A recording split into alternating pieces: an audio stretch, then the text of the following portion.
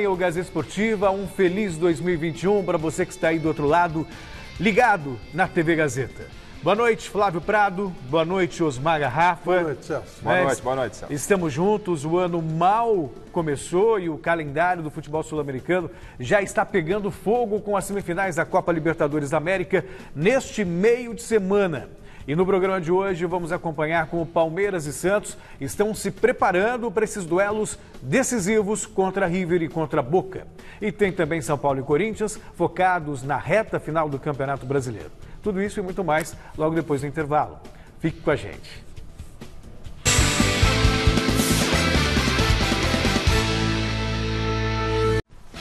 Estamos de volta para colocar você logo de cara no meio da discussão por intermédio da nossa enquete do dia. Nós queremos saber o seguinte: dos presidentes empossados neste início de ano, qual é o mais promissor? Andrés Rueda, do Santos, Duílio Monteiro Alves, no Corinthians ou Júlio Casares, no São Paulo? Para você votar, basta entrar no site gazetesportiva.com, deixar o seu voto. Você pode também usar o nosso QR Code que aparece aqui do lado. E não se esqueça que você também pode enviar vídeos pelo WhatsApp de até 10 segundos. Só 10 segundos. Anota aí o número. DDD 11, se você estiver fora da Grande São Paulo, 994791633. 994791633. Flávio e Osmar Garrafa, tem um presidente que mais promissor nesse início de ano? Então, né, Celso, Flávio, você acompanhando o Gazeta Esportiva, fazendo uma avaliação da situação de cada uma dessas equipes, umas com mais, outras com menos, mas todo mundo está com um problema financeiro e grande, não é pequeno. Dívidas altas. Dívidas altas. O Duílio é um cara do futebol, já vinha trabalhando. O Casares é um cara ligado ao clube, mas era um cara da área de marketing, agora ele vem diretamente para o futebol. O Rueda, eu confesso que desconheço dele atuar no futebol, mas para responder à enquete em termos de promissor, eu pego o exemplo do Paulo Nobre. E o Rueda já sinalizou, né? É um empresário muito bem sucedido. Ele, mesmo sem ser presidente, salvou o Santos daquele episódio, me parece que era do Kleber. Então, em termos de um futuro, uma perspectiva, pelo aspecto financeiro, talvez o Rueda saia na frente. Né? E aqui eu não estou falando da capacidade de nenhum desses presidentes. Porque também é muito vago, né? Como você não tem muitos elementos. Então, eu parto dessa premissa. Acho que o Rueda tem talvez ali, ó, como ele está no comando agora. Peraí, o cara, né, vai mexer nas peças aqui, talvez possa se dar melhor, mas boa sorte a todos eles. Bom, eu tenho muita dificuldade de analisar isso. Por um lado, eu tenho uma ligação muito mais próxima com o Júlio Casares. Então eu sei as ideias dele, eu sei o que ele pensa. Sim. Claro que ideia é uma coisa, colocar em prática é outra. Você tem dificuldades. É um clube, um grupo muito grande de pessoas.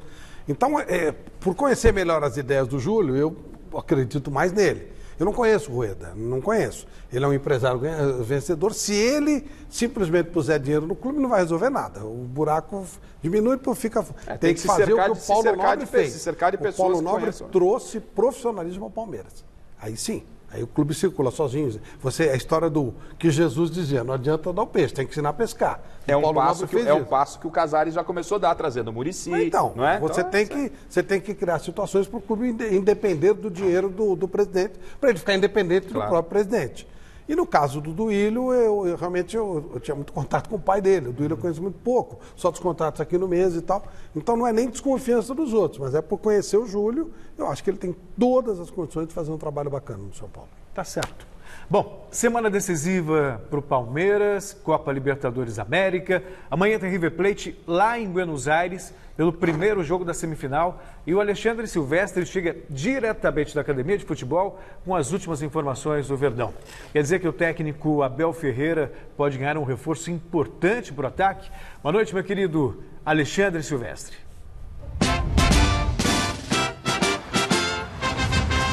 Fala, Celso. Um grande abraço, beijo para todos vocês, Celso, Garrafa, Flávio, amigos e amigas. Sem dúvida ganha um reforço Abel Ferreira para esse jogo de amanhã. É o início da semifinal da Libertadores para Palmeiras e River Plate. O jogo é amanhã às 9h30 da noite na Argentina, mas não será na casa do River Plate, o estádio Monumental de Núñez, que passa por obras, por reformas. A partida será em Avellaneda.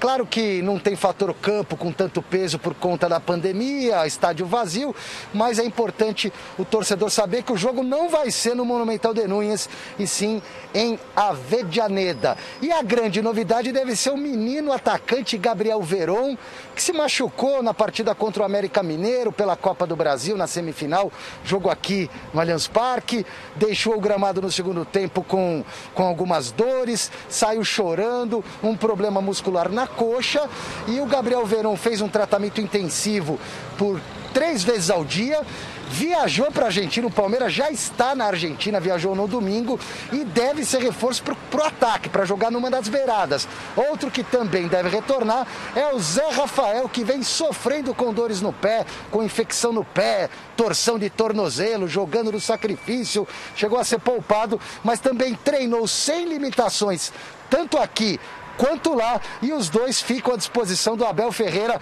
para esse início de batalha contra os galinhas, como diz o Flávio Prado. Tá certo, meu querido Alexandre Silvestre. Bom, vamos começar então pelo Veron, que acho que é um reforço importante, apesar dos problemas, né, de contusão.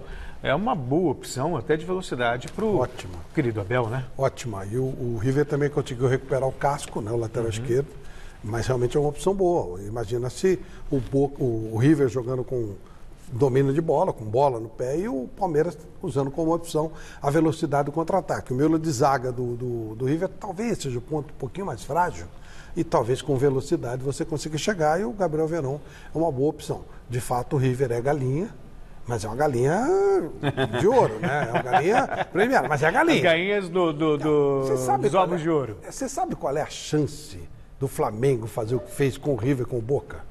Tá ganhando até do segundo tempo de 1-0 e perder 2-0. Sabe qual é a chance? É a mesma de eu ser campeão mundial de boxe superpeso. Sabe, peso? Nenhuma. O River é galinhão mesmo, ele mas é um baita time, né? É uma galinha bacana, de é um respeito. baita time. É o melhor time da América. Se ele não galinhar, ele vai ganhar o título. Essa é outra história. Se esse time do River fosse do Boca, eu diria, vai ganhar o título. Mas como é o River, ele sempre pode fazer um cocorococó e aí dá alguma chance, como fez com o Flamengo no ano passado. Se bem que nos últimos anos o River, né, tem papado tudo. Porque ele é muito melhor. Né? Então, mesmo com as galinhagens perdeu o Flamengo do ano passado, mas perdeu ali na Bacia das Almas. Então, como ele era para ganhar 3, né? Ele ganhou 2 Libertadores para ganhar 3. Mas ele mete os cocorococós dele, porque pelo que ele é bom, ele deveria ganhar mais do que ganha. Mas é muito bom. 8 anos, né, o mesmo trabalho. O Abel Ferreira chegou outro dia. O Abel tem 39 jogos. Não é isso? Não, o Palmeiras jogou 39 jogos no ano. Não, desculpa, 60 jogos no ano. O River é que jogou 39. O Abel está descobrindo ainda como é que faz para sair da academia e chegar no Allianz Parque. E no meio disso ainda teve Covid. Então, e o outro 8 anos de trabalho. Faz diferença. Impossível o Palmeiras ganhar? Não é impossível. Mas, sem dúvida, o River tem todas essas vantagens, né? Assim, Celso, eu vejo o River como favorito. E isso não significa que o Palmeiras não vá se classificar, mas até por muito do que já disse o Flávio. Daquilo que a gente acompanha, você falou agora, o River é um time que já vem com um trabalho feito pelo Gallardo há muito tempo, é 8 verdade. anos. Né? 8 anos. É muito tempo. Né? A gente cobra aí a manutenção de treinadores. Se tem um clube que prezou e tem dado resultado, é o River. E isso depois de cair para a segunda divisão. Sim. Né? Isso é um trabalho que É vem parecido depois... com o que o Corinthians fez. É. A partir da segunda divisão, ele se acertou, subiu com o Almeida, aí o Gallardo pegou e foi embora. Foi isso. Apesar do episódio aí, como perdeu a Libertadores, a última Libertadores para o Flamengo, que aí vem essa história das galinhas que o Flávio fala, e isso cabe mesmo para eles, porque não pode perder um título como perdeu, né? Da Libertadores em 5 minutos. Não é a primeira vez, viu? Não é a primeira vez, por isso que ele tem fama de galinha. Mas o River é favorito. Por quê? Por que ele é favorito? Por tudo isso que a gente falou, pelo aspecto, né, do Abel ser recém-chegado, ele está entendendo. Claro que hoje o mundo é globalizado, a gente tem... Mas uma coisa é você conhecer a Libertadores, saber sobre a Libertadores, o Abel é um cara inteligente, obviamente estudou, ele sua comissão técnica. Outra coisa é você viver. É você vivenciar, sentir o peso, a importância, como é importante para a torcida palmeirense, não é? Então, eu acho que isso dá uma ligeira vantagem para o River. O Palmeiras amanhã tem que fazer o quê? Trazer o jogo, a decisão para São Paulo. Acho que isso é fundamental. Como é mata-mata, de repente consegue um bom resultado lá, não tem torcida, que é o diferencial também na Argentina. E falando em torcida, Alexandre Silvestre, o torcedor palmeirense deu aquele apoio fundamental para o time viajar para Buenos Aires? Como é que ficou esse papel da torcida palmeirense?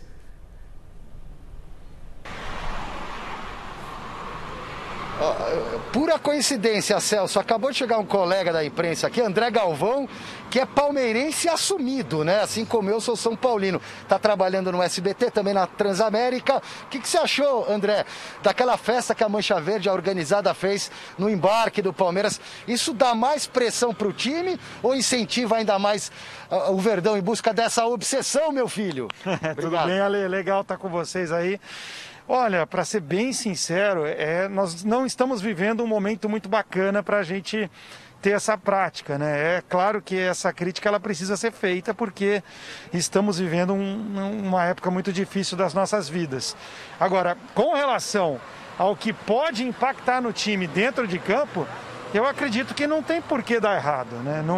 O incentivo do torcedor, ele sempre vem para somar. Isso, acho que de qualquer forma, acaba incentivando, sim, os jogadores dentro de campo. Eu já vou liberar o espaço para você gravar a sua reportagem para o SBT, tá bom? Muito obrigado, André Galvão. Valeu, Ale. Ao Dudu, a equipe aqui do SBT. Dudu trabalhou com a gente também na Gazeta, muito obrigado.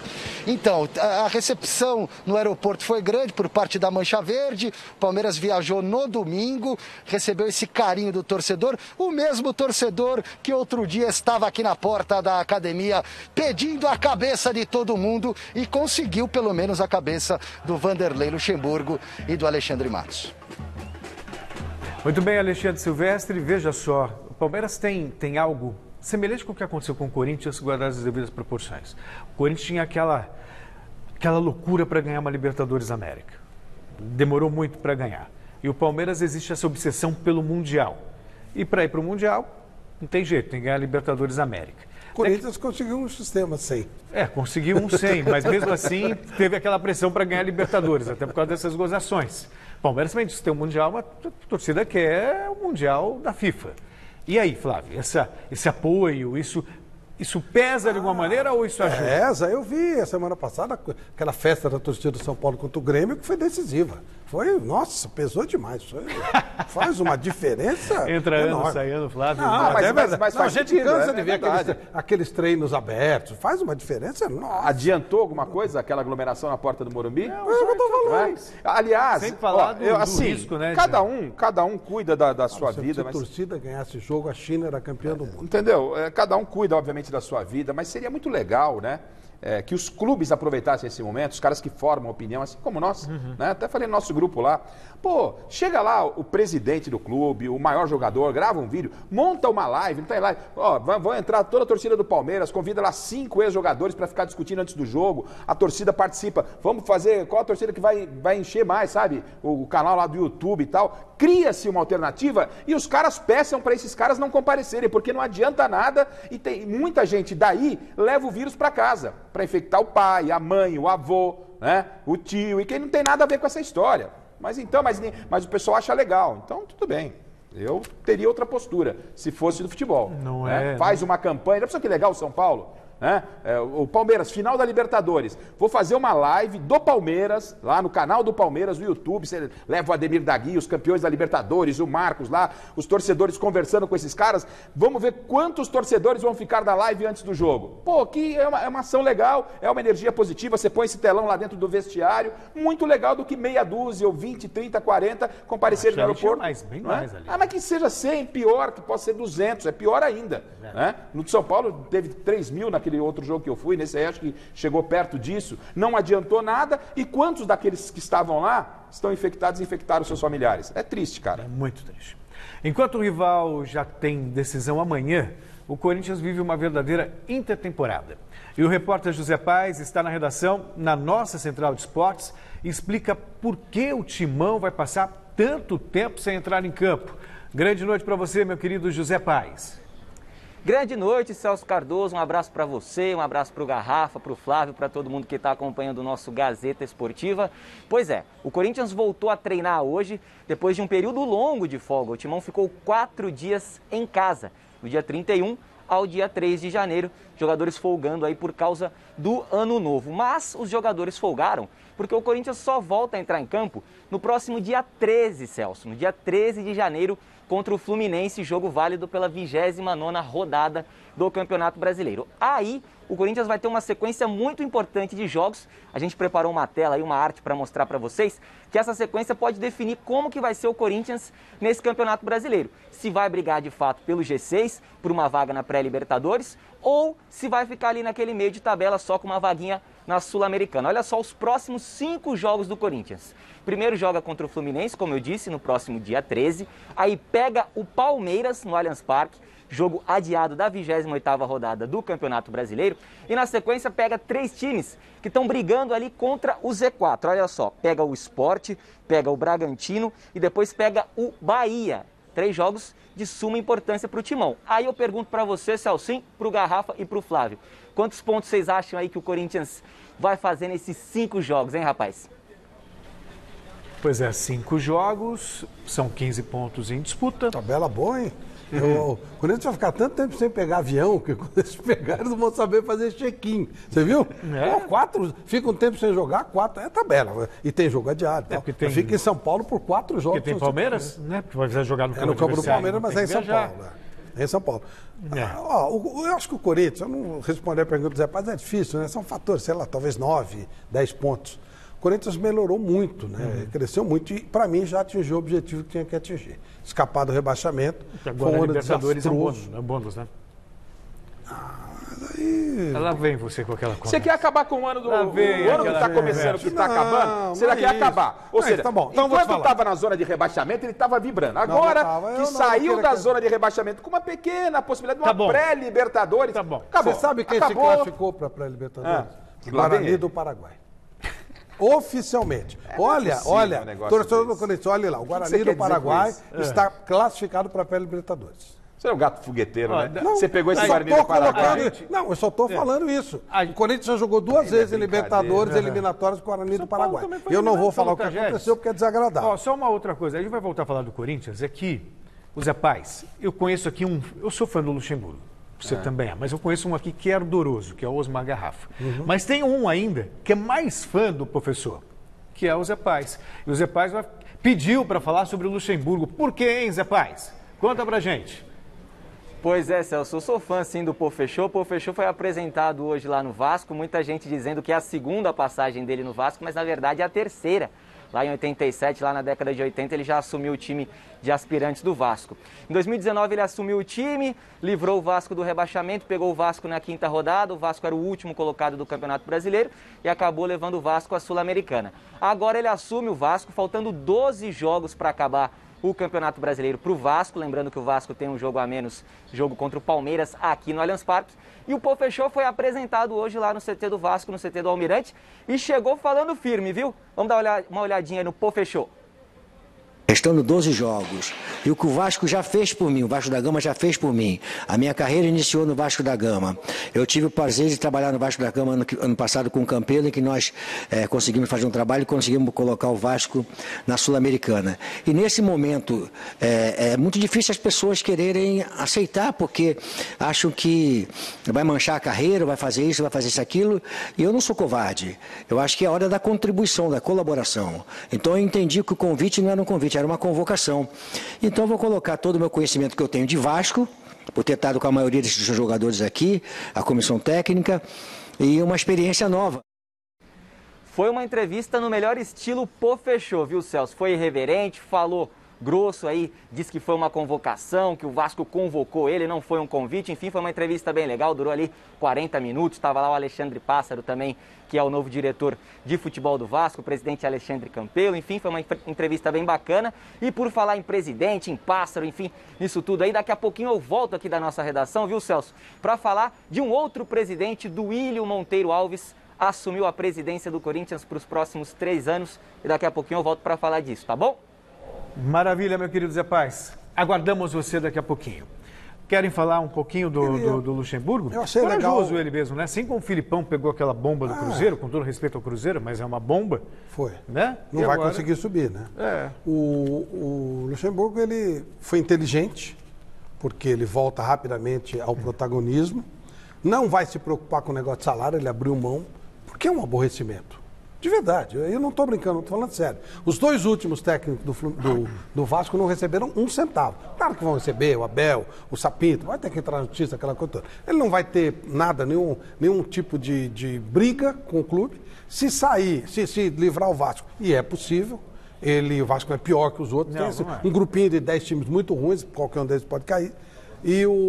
Então ele aí parece que vai ter um bônus, alguma coisa. O Jorge Salgado, o novo presidente do Vasco, eu conheço faz tempo. Ele tem uma condição financeira bastante aceitável, não chega a ser um Rueda, mas dá para dar uma ajudada, não sei, ele deve ter feito a negociação com o próprio Jorge Salgado. Então ele vai estar lá, né? Vai estar trabalhando, um time que ele gosta, que ele tem gratidão. Ok, tá certo, tem que trabalhar, tá trabalhando no Vasco, né? Nesse momento, não, nos últimos anos, bem ruim, mas é uma baita camisa, vai que ele consegue um sucesso, leva de novo para uma Sul-Americana, também dá uma retomada boa de carreira, né? Quando criança, né, Celso, a gente sabia os 4 grandes de São Paulo, né? Tinha ainda Portuguesa, corria por fora, Corinthians, São Paulo, Palmeiras, Santos, tinha a Lusa, que era considerado clássico, Corinthians e Portuguesa formou grandes times, e no Rio de Janeiro os 4 grandes, Botafogo, Vasco, chegou Flamengo. Até o 5º, né, que era o América. Fluminense, o Ameriquinha, não é? Bangu, no Bangu, né? Enfim, tinha alguém correndo por fora. E hoje a gente vê, olha que situação, um clube da grandeza do Vasco da Gama, né? Tem um técnico que vai lá para não ganhar o salário, abre mão, não é? E quando a gente pede profissionalismo, isso é totalmente contra o profissionalismo. Isto colocado, ponto para o Vanderlei, não é? Acho que ele vai lá para fazer um bom trabalho como fez, essa é a ideia, é bom para o Vasco. O Vanderlei conhece o caminho das pedras, né? Você pode ter uma crítica, discordar de um ou outro pensamento do Vanderlei, mas um cara com o currículo do Vanderlei você não pode desprezar em hipótese alguma. Não, claro. Não é? Então eu acho que o Vasco ganha, mas faço essa ressalva que é triste para o futebol. Um time da grandeza do Vasco da Gama, mais uma vez patinando na Série B, vem um técnico de renome e vem assim para fazer meio que caridade. Complicado, né? 4 vezes campeão brasileiro, campeão da Libertadores. Só que 3 vezes rebaixado nos últimos 10 anos. Então, essa é a realidade. E continua insistindo, essa é a realidade. A gente tem que realidade. tomar muito cuidado com... Ninguém vai tirar o que esses times Claro, conquistaram. que não. O Vasco, um Botafogo, Claro. a própria Portuguesa, que agora tem o meu total Mas são times que permanecem... mas conseguiu coisas. É verdade. Só que hoje a realidade é outra. São é times outro que mundo. permanecem grandes pela história. Mas não isso pelo dura momento. pouco tempo. Daí pela Porque daí a renovação tristeza, né? da coisa, entendeu? Claro. Você não consegue. O teu filho não vai torcer para aquele time que só perde se vier motivo de chacota. Então é Vídeo complicado. Botafogo, Triste, né? triste. Bom, a gente vai acionar mais uma vez o Alexandre Silvestre, que agora está no lado tricolor da Barra Funda e chega com as informações do São Paulo. O pessoal por aí conseguiu superar a eliminação diante do Grêmio pela semifinal da Copa do Brasil, meu querido Alexandre Silvestre.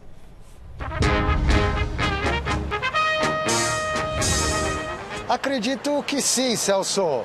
Por mim, falo por mim como torcedor do São Paulo, que desta vez não doeu tanto, né? Não foi um vexame como outros tantos que o São Paulo deu nos últimos tempos. O São Paulo foi eliminado pelo Grêmio, empatando no Morumbi, mas saindo da competição na semifinal de forma de cabeça erguida. Na verdade, perdeu lá no Sul, né? No jogo na Arena do Grêmio. O São Paulo poderia ter matado a partida, feito pelo menos de 2 chances, né? E perdendo por 1-0, aqui foi muito difícil. O Grêmio embaçou a vida, catimbou muito, se fechou e jogou com o regulamento debaixo do braço.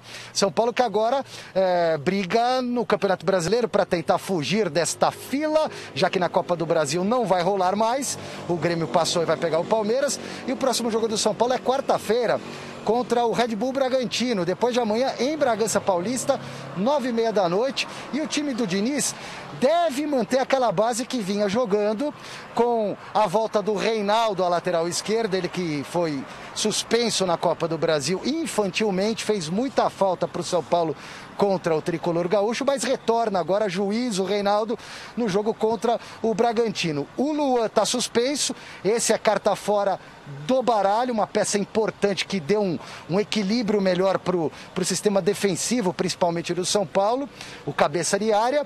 E quem é dúvida, mas não deve jogar, é o Luciano. Inclusive o nosso colega Marcelo Bazégio, do site gazetesportiva.com e também da TV Gazeta, passou para a gente a informação que o Luciano não conseguiu se recuperar de um outro problema. Não é mais a lesão muscular, e sim um cisto no joelho. E que ele não vai jogar, e nem o substituto, o Pablo, que está com uma contratura muscular. Eu acredito que entrem na cabeça de área Tietê e na frente o Vitor Bueno. Tá certo, então, o São Paulo agora totalmente focado no Campeonato Brasileiro. E olha, para quem não apostava no São Paulo, com chances reais de ganhar o título, Flávio Garrafa. O maior favorito, né? Tá com 7 pontos de vantagem. Tá certo, o Flamengo joga menos, é um jogo em Grêmio, não é assim também, né? Não ganhou ainda. Agora, esse é um jogo enjoado pro São Paulo. O São Paulo jogou 2 vezes com o Red Bull e não ganhou. E o Red Bull, ele tem mais bola do que os 31 pontos que ele tem. Ele está jogando mais do que os 31 pontos que ele conquistou. Um jogo bem perigoso pro São Paulo, bem difícil. A ausência do Luciano de novo pode pesar. E a volta do Reinaldo, claro que é um ponto importante. Olha, é o que eu estou dizendo, se olha o Red Bull, ele tem mais bola do que os 31 pontos que ele conquistou. Há uma rivalidade entre o Maurício Barbieri e o Diniz antiga, desde o tempo de Red Bull e tal, né? Desde o tempo do Audax. Enfim, é um jogo chatinho, viu? Bem chato. São Paulo é favorito, mas é um jogo chato. E a gente comentava, acho que até no mês ou no próprio Gazeta Esportiva, que o São Paulo ele tem basicamente um time. Não tem muitas peças de reposição e começa a perder jogadores. Perdeu o Reinaldo suspenso contra o Grêmio, o Luciano ficou de fora, vai ficar de fora de novo, o Pablo também não está legal. Então esses problemas começam a aflorar. E eu li uma reportagem, eu não me recordo a sequência de jogos, mas os próximos 5 jogos do São Paulo, comparando com o primeiro turno, que era uma outra situação, foi o momento mais difícil que o São Paulo passou dentro da tabela. Que teve o Red Bull, o Bragantino, né? Depois é o Santos. Teve Santos, Coritiba e Atlético Paranaense, e me escapou um. Foi aonde realmente começou uma turbulência muito grande. Não que isso signifique, mas foi o momento... Curitiba, Atlético Paranaense, é bom jogar agora, hein? Então, mas você vê, mas eu tô falando, só para quem gosta, foi o pior momento do São Paulo no primeiro turno. Então a série começa agora, começa com o jogo, concordo com vocês, um jogo encardidaço, principalmente porque eu sou... André Silvestre, novidades, não na comissão técnica necessariamente, mas no corpo diretivo, né?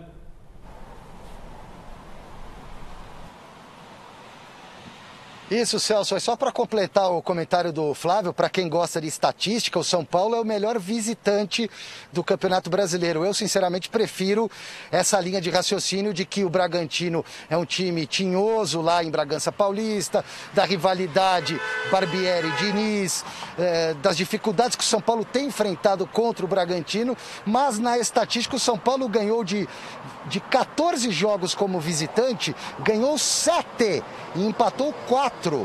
Então é um retrospecto considerável como visitante. Vamos falar agora dessa nova diretoria do São Paulo, porque hoje o presidente Júlio Casares iniciou de fato o trabalho dele, concedendo uma entrevista coletiva. Mas antes do presidente, algo que aconteceu já no final de semana, um anúncio formal, apresentação, melhor dizendo, formal e oficial de Muricy Ramalho, porque aqui é trabalho, meu filho, e o Muricy é o novo gerentão de futebol do Tricolor, e o São Paulo preparou este vídeo, a linha do tempo de Muricy Ramalho, que lá no passado era jogador de futebol.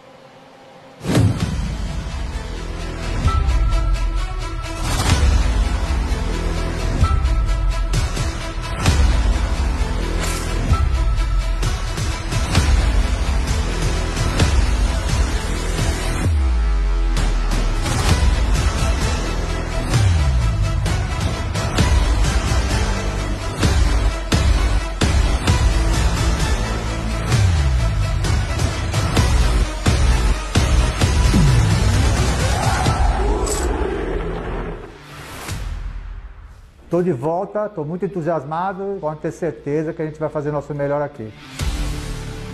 Bom, o Muricy Ramalho passa a bola, professor Muricy Ramalho passa a bola agora para o presidente Júlio Casares, que falou por mais de 1 hora hoje em coletiva de imprensa virtual, falou de vários assuntos, inclusive reconhecendo o buraco financeiro no qual se encontra o São Paulo.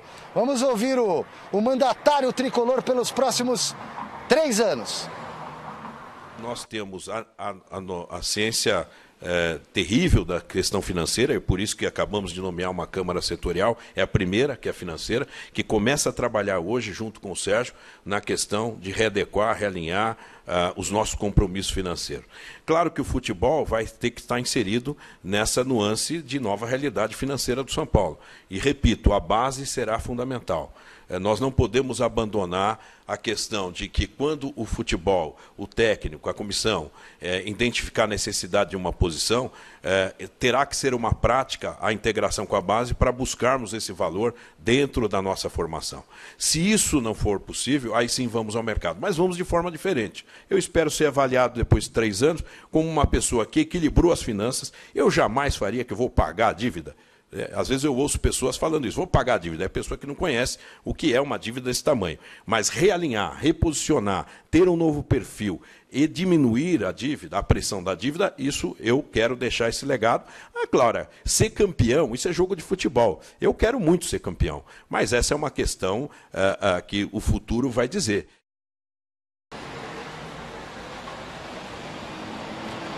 Situação financeira extremamente difícil. Palavras do Júlio Casares, a dívida do São Paulo gira em torno de R$600 mil, 600. Se não chegou em 600 ou não passou ainda, tá por ali, viu, Celso? 600 milhões. 600 milhões. 600 mil, se eu emprestar agora. Já mandava pro Casares e pode pagar em 600 vezes. Entendeu? O Celcinho já ia meter cheque, pagar em 600 vezes. Mas já estava por a mão na carteira, já. Ele meteu a mão.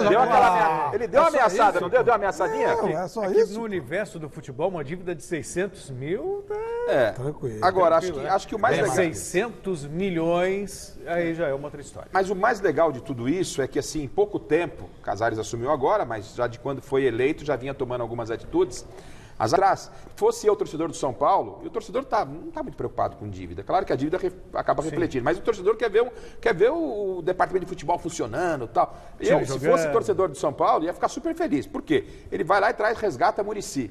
Né? Já mostra que está com uma visão muito legal. Não atrapalha o que de pouco o Leco deixou, que foi essa reta final do São Paulo, que se chega com uma outra diretoria, não, vou mudar tudo, limpar, segurou o Raí pode ter cometido vários equívocos na gestão dele, mas o mérito a gente não pode tirar do Raí nessa reta final. Então ele deixa o Raí até o final, o Pássaro já era uma carta fora do baralho mesmo, mexeu o menos possível, trouxe o Muricy com transparência. Estou gostando de ver, se fosse São Paulino, estaria satisfeito com o Júlio Casares, que é um cara, como disse o Flávio, que a gente conhece, um cara cabeça de boas ideias. Boa sorte a ele. São medidas sensatas. E vai ter que ter criatividade, né? Porque realmente não tem grana. O Muricy assinou um contrato de 3 anos, onde ele não pode assumir a direção do clube. Se ele assumir como técnico, rompe o contrato. Não pode. Está no contrato. Não pode. Nem que seja com nada. Não tem técnico, bota alguém lá. Bota uma cadeira, ele não pode assumir. Acho isso ótimo, maravilhoso. Não é o que ele quer e ele é uma ameaça gigantesca para qualquer um que está lá, mesmo sendo o caráter que é um cara bacana, mas é muito pesado. Então não é isso o negócio. O São Paulo funcionou nesse último ano da maneira que o Júlio colocou aí, com a base e com um trabalho com continuidade.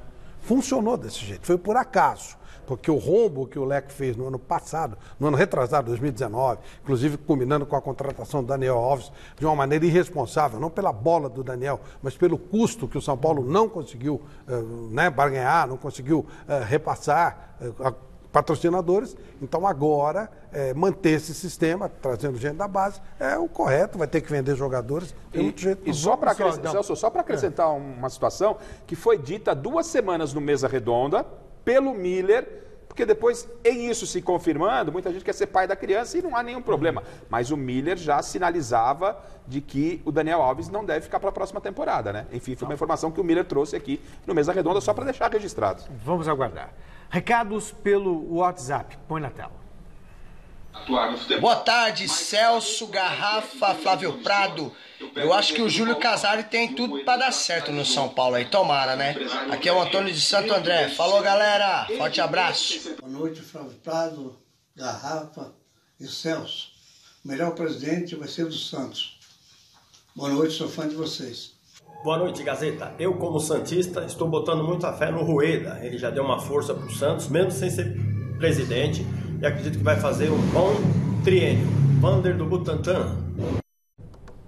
E falando em interação com o nosso telespectador, você que nos acompanha, está convocado para participar da eleição dos melhores jogadores da temporada. Confere aí. É isso aí, meu povo! Tá rolando a eleição dos melhores do ano do futebol tupiniquim.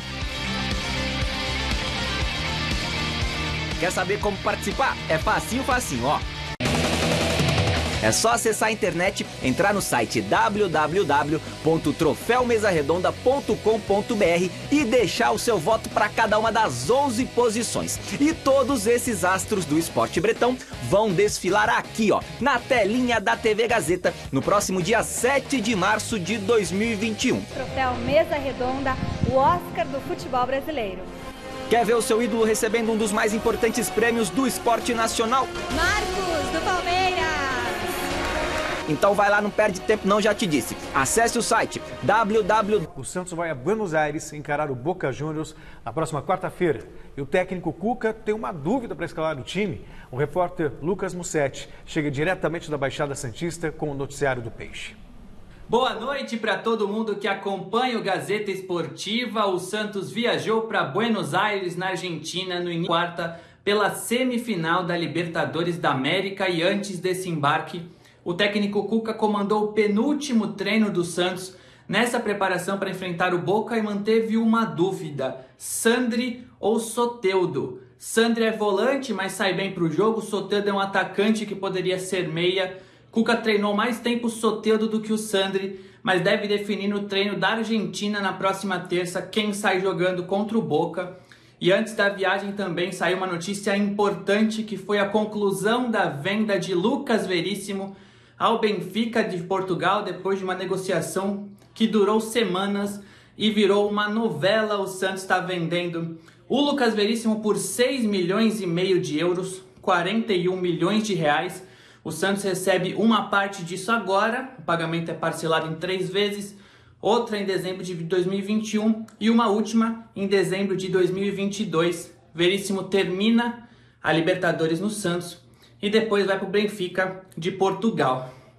O parceiro do Lucas Veríssimo na defesa, o Lua Pérez, deu uma entrevista para a Santos TV e falou sobre essa lição de casa do Santos antes de enfrentar o Boca Juniors no maior desafio do Peixe na temporada. Trabalhamos bem, uma semana e meia focado apenas no Boca Juniors, vendo vídeo diariamente, então a gente está preparado para os enfrentá-los. Mesmo se já não tivesse o treino de amanhã, a gente já estaria pronto. Hoje foi um treino mais decisivo, né?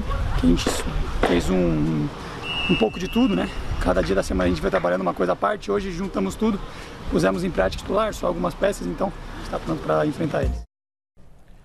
Quem, em sã consciência, no início da temporada, diria que o Santos chegaria a uma semifinal de Libertadores da América com todos os problemas que nós vimos? Quem? E isso é ruim para o futebol, né? Eu gosto que cheguem trabalhos organizados. E o Santos com essa dificuldade, né? Felizmente deu carta de alforria para o Lucas Veríssimo, que estava prejudicando a carreira do rapaz. E no mesmo dia que o Boca traz por 3 anos o Marcos Rojo, jogador de Libertadores. Então a gente vê que a situação é diferente. Mas eu acho que o Santos, o Boca é menos favorito contra o Santos do que o River com o Palmeiras. Acho que a diferença maior o River é uma diferença maior com relação ao Palmeiras do que o Boca com relação ao Santos. O Boca tem muito mais raça, muito mais pegada do que o River. Mas como time, a diferença entre Santos e Boca, para mim, é menor, é mais equilibrado esse duelo. Independentemente, Celso, do que aconteça, né, com o Santos na Libertadores, na sequência da temporada, para mim, o técnico do ano, quando for votar lá, troféu Mesa Redonda, vai ser o Cuca. Para mim, foi o técnico da temporada, pode acabar passando sem ganhar um título, mas o que ele está fazendo com o Santos, com todos os problemas, olha só, olha os gigantes, Boca, mais pela tradição, né? Talvez nem tanto por investimento, mas está lá o Boca na semifinal. Quem está lá no meio? O Santos está no lugar do Flamengo, né? Não é isso? Teoricamente, pela organização, por não é tudo, isso? o Santos está no lugarzinho do Flamengo. Então veja o trabalho que o Cuca está fazendo. E eu repito, não existe técnico europeu ótimo e brasileiro horroroso. Existe técnico bom e técnico ruim. Né? Então tem técnico europeu muito bom e tem técnico europeu muito ruim, brasileiro muito bom e muito ruim. O Cuca está entre os brasileiros e técnico bom. Se bem falava que pelo lado do chaveamento, na verdade, o Boca está no lugar do Flamengo, né? O Santos está no lugar que seria do Grêmio. Não, eu nem pensei nisso. Sim, você fala pela grandeza, mas, né? teoricamente, nós teremos os dois times com maior investimento no Brasil e os dois times da Argentina, Boca e River. É isso. Sim, tá certo. O Alexandre Silvestre já está posicionado em frente à Academia de Futebol para falar desse River Plate e Palmeiras, que amanhã acontecem a Fechaneda, como diria o argentino. O Abel Ferreira já tem o time definido para esse confronto, Alexandre Silvestre?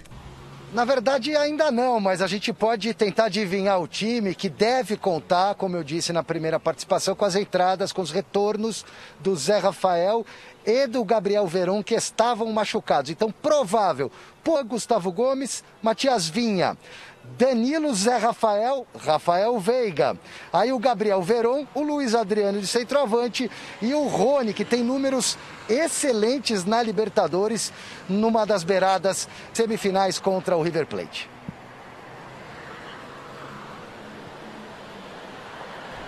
Certo.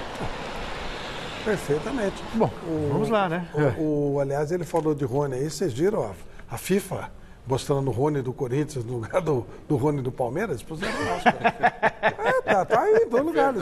Os quatro puseram o jogador do Santos, camisa do Santos normal, jogador do Boca, jogador do River e o Rony do Corinthians. O menino, né? Que é garotinho da base. Assim como já aconteceu uma outra vez de trocarem também o distintivo do Santos pelo da Ponte Preta. Da Ponte Preta, exatamente. Eles viram mais glorioso. Puseram da Ponte, mas não era naquela oportunidade. Vamos falar do estagiário. Agora, o Flávio tocava num ponto que me parece importante mesmo. O Santos, o confronto Santos e Boca me parece, que me perdoe palmeirense, mas um pouco mais equilibrado do que River e Palmeiras. O Santos, ele é muito louco, né?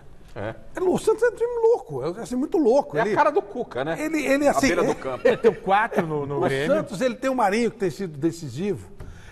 Assim, para mim, o favoritismo dos dois argentinos é muito claro por uma coisa bem específica. Eles são muito mais organizados taticamente. Eu disse, vou frisar, muito mais organizado, muito mais. Qualquer time argentino que vem aqui, pequenininho e tal, eles têm uma organização tática que o brasileiro não tem. Agora o Santos pode ganhar no caos. Sim. No caos, no Soteldo, um Marinho, essa coisa meio que já chegou. Que tá o Marinho, já chegou além do que podia, sabe? Agora, em termos de organização tática, qualquer time argentino ele leva vantagem. E aí nós estamos falando de Boca, de River, por isso que é difícil ganhar. Mas assim, times copeiros, né? Até pela loucura do Santos, né? Por essa coisa caótica, o Santos pode trazer alguma coisinha assim. Verdade. Movimentado. Hoje, o novo presidente do Duílio Monteiro Alves concedeu entrevista coletiva e o Zé Paz acompanhou tudo atentamente para trazer os principais pontos dessa primeira conversa com os jornalistas. Conta pra gente, Zé, muitos problemas ou melhor, muitas promessas ou uma postura mais pés no chão? Bem pés no chão, viu, a postura do Duílio, viu, Celcinho? Ele falou por mais de 1 hora, entrevista coletiva bastante concorrida hoje do Duílio Monteiro Alves, entrevista que foi virtual, ele foi empossado lá no Teatro do Parque São Jorge como presidente do Corinthians para os próximos 3 anos. Essa posse aconteceu às 3 horas da tarde, às 5, claro, que muita coisa foi perguntada para ele. O Duílio confirmou que Roberto de Andrade volta como diretor de futebol do Corinthians e que o Alessandro vai ser o gerente de futebol do Timão. Vamos ver o que disse o Duílio sobre esses 2 nomes, olha só. Sobre o Roberto e o Alessandro, como você disse, trabalhamos juntos muito tempo. Na época que ele se aposentou no campo, eu estava aqui ainda na diretoria, sendo diretor adjunto do Roberto. E o Alessandro assumiu o papel, além de ser uma pessoa incrível, um excelente profissional, é um cara vencedor, é um cara ganhador, é um cara que, por todos os lados que você anda aqui no CT, no próprio Parque São Jorge, ou na Arena, na Neoquímica Arena, nós temos ali algumas fotos do Alessandro segurando uma das maiores, sempre alguma das maiores conquistas da história do Corinthians. Então, por esse motivo, a volta do Alessandro. Em relação ao Roberto, como disse também, trabalhamos muito tempo, não é difícil aqui na diretoria junto comigo, depois como presidente, se afastou e agora, como a gente pretende fazer algumas reformulações no clube em geral, achei muito importante ter a figura de um ex-presidente, mas de um diretor de futebol vencedor ao meu lado. Então, a diretoria toda vai ser formada dessa forma, com pessoas que possam agregar, fazer o Corinthians maior e que queiram ajudar o clube. Tá aí a palavra do Duílio sobre o Roberto, também sobre o Alessandro. Muitas coisas foram abordadas nessa entrevista coletiva. O Duílio falou, como eu disse aí, por mais de 1 hora, citou muitas coisas, falou que o Mancini continua até o fim de 2021, disse que o Dentinho, que vem sendo ventilado aí, Dentinho, atacante lá do Shakhtar, vem tendo o nome ventilado no Corinthians, por enquanto não vem, por enquanto apenas especulação. E o Duílio foi muito perguntado sobre a questão da gestão. Como que vai ser a gestão do presidente Duílio Monteiro Alves? E ele respondeu isso aqui, ó. A gente tem que ter uma gestão muito responsável, a gente tem que se preocupar muito com os compromissos que o Corinthians tem a cumprir. A gente já vem fazendo isso com o nosso novo departamento financeiro, já vem trabalhando em cima de alongamento, de mudança de datas, de alongamento de compromissos, ganhando prazos, jogando o que é de curto prazo um pouco mais para frente para que a gente tenha um fôlego, mas com certeza sim, é uma gestão muito pé no chão, com pouco investimento imediato, né, nesse primeiro momento, no futebol ou em qualquer outra área. A gente vai trabalhar em 2 frentes: uma, reduzir despesas, enxugar o que for possível, e na outra, trazer novas receitas, né? O Corinthians não vai gastar mais do que arrecada, a gente tem isso como compromisso. O Corinthians vai ser um clube muito transparente em relação às finanças, e eu tenho certeza que vamos brigar sempre por títulos, como já disse e disse durante toda a campanha. Já ganhamos muitos campeonatos com times não tão caros e já não... Então o Corinthians tem seu DNA, o Corinthians tem seu diferencial dentro de campo, que é a raça, que é a entrega, que é não desistir nunca. Isso o Corinthians vai continuar tendo, isso é uma exigência nossa. Tá aí então a palavra do Duílio Monteiro Alves. A dívida hoje do Corinthians é de 900 milhões de reais. Ajudar tá barato, viu, Flávio? 900 milhões de reais. E só para encerrar aqui o noticiário do Corinthians, viu, Celcinho? Olha só, o Corinthians renovou com 2 jogadores do seu elenco. Mantuan até 2025 e Mosquito até 2023. Volto com vocês aí no estúdio. Amanhã a gente traz mais sonoras, mais trechinhos da entrevista coletiva do Duílio aqui no Gazeta Esportiva. Até amanhã. Até amanhã, uma boa noite para você, José Paes. Estão achando que você é um verdadeiro... Falaram em 700 e pouco, falei, até aí eu seguro. Mais que isso, não. Agora não. Estão achando que você é o Profute. Agora também não vou fazer nada, pronto. Não, né? Fiquei bravo. Você só vai ajudar o São Paulo. Que a dívida Isso é é conversa de cachorro, vocês se virem aí. Eu nem entrei na possibilidade de arcar com alguma... Isso é coisa de vocês aí, né? Você vai pegar os times do Rio, né? Pô, aí complica. O Flávio, assim, o Duílio é intensamente o Corinthians, tem história do Corinthians, traz o Alessandro, me agrada muito. Não é? Eu acho que é um cara que já fez um bom trabalho. Todos reclamavam a ausência do Alessandro, é um cara que não tinha essa figura, desde a saída do Alessandro não tinha essa figura. O Emerson não shake, não foi. Os próprios dirigentes que lá estavam. O Roberto volta depois de presidente, mas foi vitorioso como diretor de futebol. E assim, não me surpreendeu, mas eu gostaria que tivesse encerrado esse Sub-23, né? Que não serve para absolutamente nada. E quando você fala de uma dívida enorme... Não encerrou? Não encerrou. Vai manter lá. Não vai encerrar. Depende. Se você usar como o Santos usa, ou como usou por um período, para pegar a base e botar a maturidade, tem muito jogador que estoura depois, ok. Se for só para fazer esquema de empresário... Cara de 9 meses que não joga, não recebe, só recebe e não joga. Pô. Aí não dá, né? E o multi-homem Alexandre Silvestre, que eu deixei no vácuo agora há pouco, está de volta mais uma vez para falar do São Paulo e do futuro. O Tricolor, quais são os planos do presidente Júlio Casares para a base do clube em Cotia, Alexandre Silvestre?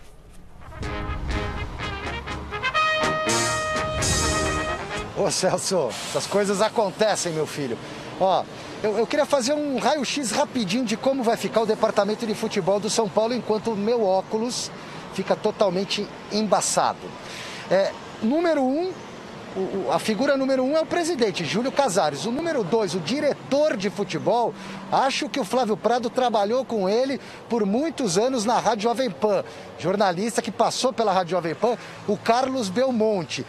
Vai cuidar mais das questões administrativas, políticas e tal. O gerente vem abaixo, seria o número 3, Muricy Ramalho, fazendo aquela ponte entre vestiário, campo, diretoria e vice-versa. E tem ainda o Kaká, que está fazendo um estágio de gestão esportiva no São Paulo. e que vai continuar um estágio não remunerado e que vai integrar um tal de comitê avançado de futebol criado pelo Júlio Casares, onde ele vai receber conselhos. O Kaká vai ser uma espécie de conselheiro, até porque é uma figura pública mundial e pode colaborar muito com o São Paulo em negócios fora do Brasil, né? Afinal de contas, o Kaká é uma figura muito conhecida e tramita nos principais clubes da Europa, do planeta. Kaká não vai receber salário em princípio e a princípio.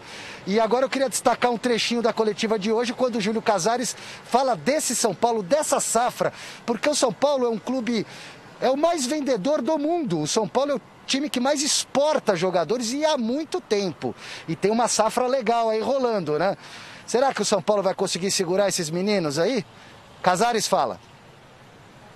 Nós faremos o possível, o impossível e mais o impossível para tentar manter os novos valores aqui. Mas existe uma questão orçamentária de mercado, existe a questão profissional do atleta, existe o mercado de agentes e o sonho dos atletas. Mas dentro do que nós pudermos fazer, nós queremos que o jogador revelado seja valorizado, seja mantido e deixe no São Paulo um legado esportivo antes do legado financeiro. Esse é o sonho, esse é o ideal. Claro que estamos assumindo uma situação financeira preocupante, que nós temos que ter atenção. E esse desenho financeiro tem que andar de mãos dadas com a área de futebol. A área de futebol tem que entender essa nossa angústia. Mais do que isso, ela tem que trabalhar em consonância com o orçamento. E é isso que nós vamos fazer. Se o orçamento nos der uma folga para que uma contratação de maior peso venha a acontecer, ela será rigorosamente estudada. Mas antes, nós temos que trabalhar a sua organização, a organização dessa dívida, a integração, quando eu digo da sinergia do escopo financeiro com a filosofia do futebol. Elas devem andar de mãos dadas, porque senão não vai dar certo. E é isso que nós temos que fazer, principalmente nesse primeiro ano de gestão. Tá certo, Alexandre Silvestre, nossas informações do São Paulo. Vamos diretamente para o resultado da enquete, né, dos presidentes empossados neste início de ano. Qual é o mais promissor? E a maioria respondeu que será Andrés Rueda, com 45% dos votos, ele que é o presidente do Santos. Bom, por hoje é só. Você fica agora com o Jornal da Gazeta. Amanhã estaremos de volta com mais Gazeta Esportiva. Osmar Garrafa, Flávio Prado. Um abraço. Boa noite. Tchau. Tá? E uma boa noite especial para você que está em casa. Tchau.